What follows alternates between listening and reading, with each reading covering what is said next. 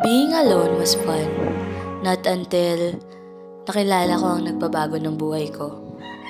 I was known as a girl na tahimik, laging mag-isa, at walang kasama. Not until I met someone na talagang binago yung buhay ko. And that was Theo, the love of my life.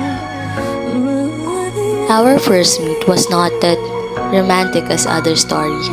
Pero alam mo yun, bigla na lang nag-slow motion yung lahat nung nakilala ko siya.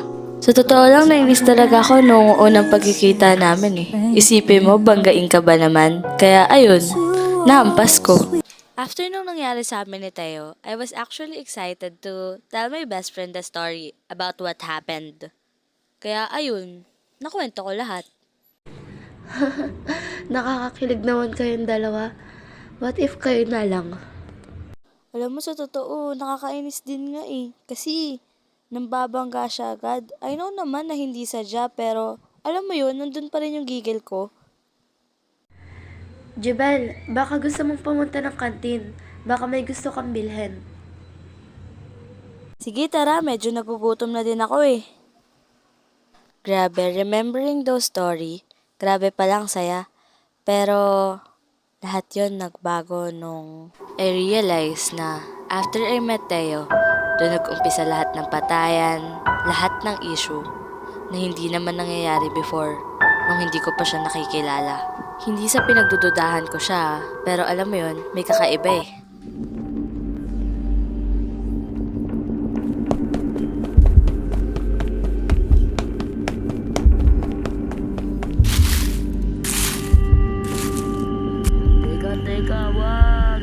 Nagulat ako ng isang araw, nabalitaan ko na lang, patay na si Ken, one of my friend.